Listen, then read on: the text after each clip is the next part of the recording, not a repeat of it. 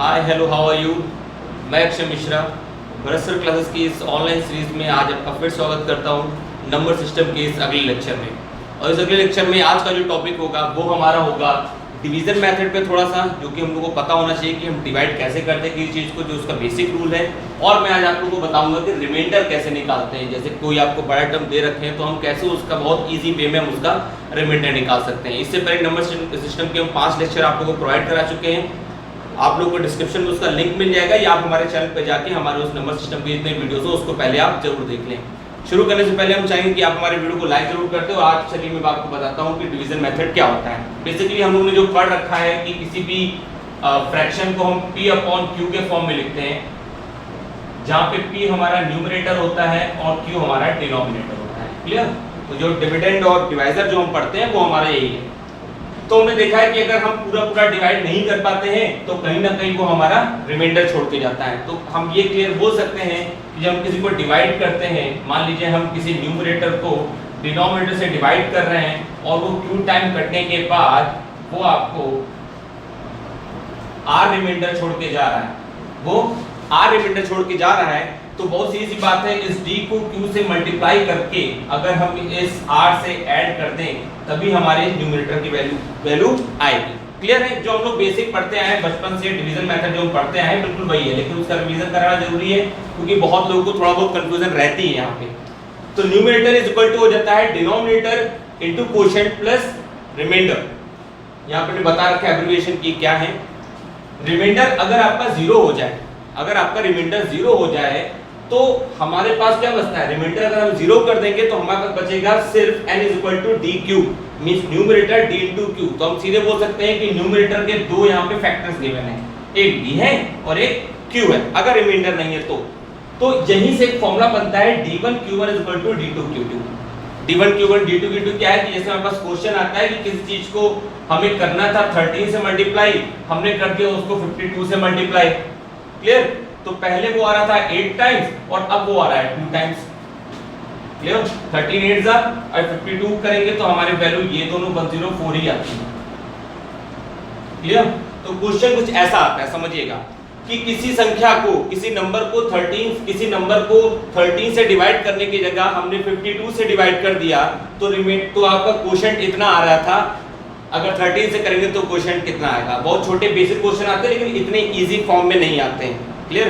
बड़ी संख्या आपकी हो सकती है, बट यहाँ पे देखने वाली बात ये होती है कि क्या ये इसका मल्टीपल है।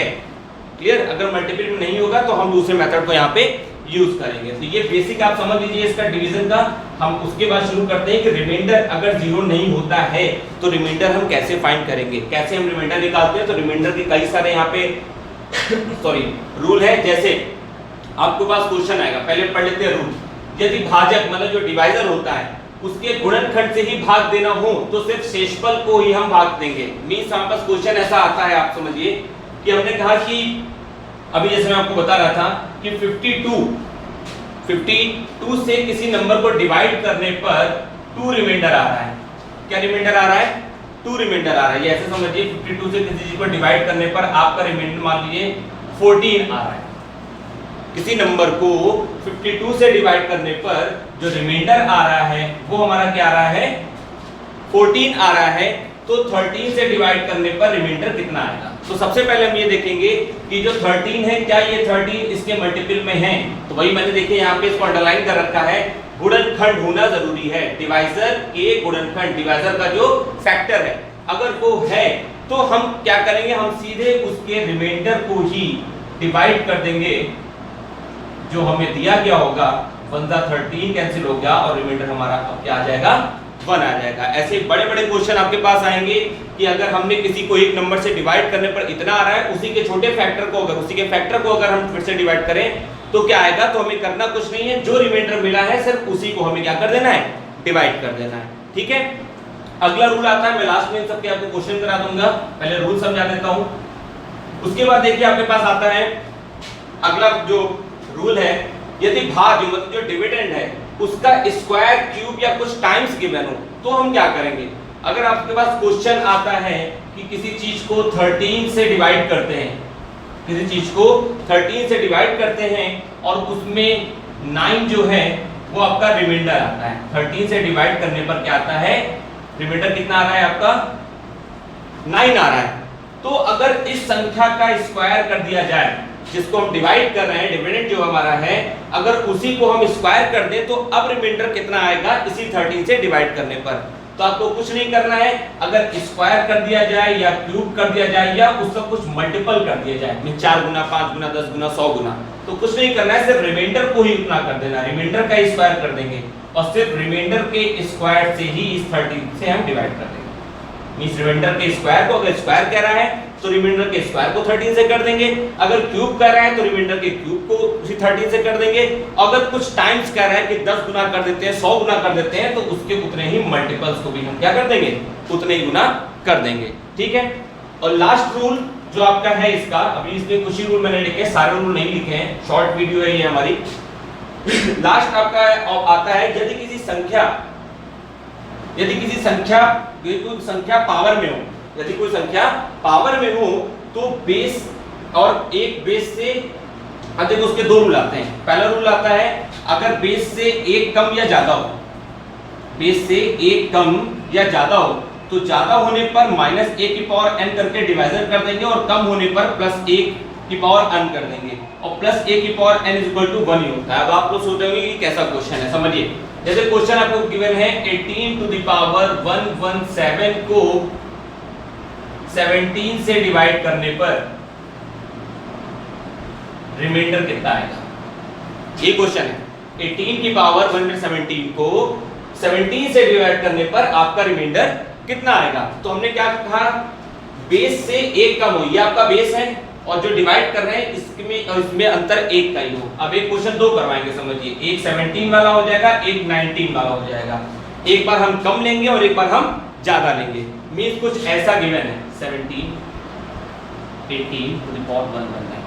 क्लियर। अब देखिए नीचे छोटा है, ऊपर डिवाइड होगा, प्लस वैल्यू आएगी, तो 18 से अगर हम 17 को माइनस करेंगे तो वैल्यू कितनी आ रही है, प्लस। तो हमने पहले में क्या लिख रखा है, यदि एक कम हो, दूसरे में यदि एक कम होने पर प्लस 1 की पावर 1, तो बस प्लस 1 की पावर 1। अगर एक ही कम है, मींस बेस से एक कम है, तो आंसर आपका 1 ही आएगा, क्योंकि प्लस 1 की पावर कुछ भी हो आंसर 1 ही छोड़ के जाती है। बट अगर हमारा क्या आता है, एक ज्यादा होता है, एक हमारा ज्यादा हो जाए, यहीं पे 17 की जगह हम 19 कर दें। इतना पहले वाले में समझ लीजिए कि अगर यहाँ वाले से एक छोटा है तो आंसर हमेशा 1 ही आएगा, रिमाइंडर हमेशा उसका 1 आएगा। बट अगर एक ज्यादा है तो क्या आएगा, अगर एक ज्यादा है तो क्या आएगा, तो एक ज्यादा होने पे हम क्या करेंगे, हम क्या कर देंगे माइनस 1 की पावर n। क्यों करते हैं, देखिए, अगर 18 की पावर 117 को 119 से करना है तो हम 18 माइनस 19 करेंगे और आंसर क्या आएगा, -1 आएगा। इसीलिए हमने लिखा -1 की पावर n, और n क्या है, जो पावर गिवन होगी, तो -1 की पावर 117 और प्लस क्या करना है, डिवाइजर करना है। डिवाइजर आपका क्या है, 19 है, तो प्लस 19 कर देंगे। तो -1 की पावर 117 है, तो ये हो जाएगा, क्योंकि ऑड है आपकी, तो -1 आंसर आएगा, प्लस 19 आंसर इज 18। बट अगर यही क्वेश्चन में इसकी जगह 117 की जगह 118 होता, मींस कोई पावर आपकी इवन फॉर्म में होती, तो ये यहाँ पर 118 होने की वजह से ये -1 बाहर आके प्लस हो जाता और आंसर आपका क्या आ जाता, 20 आ जाता। क्लियर है।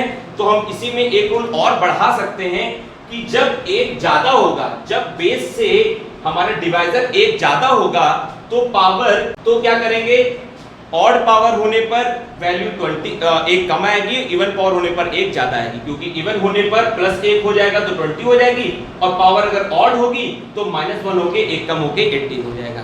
क्लियर है। तो ये आपके 3 रूल हैं, इसके शेषफल नियम है आपके, कि कैसे हम किसी का शेषफल निकालेंगे, कैसे किसी का हम रिमाइंडर निकालेंगे।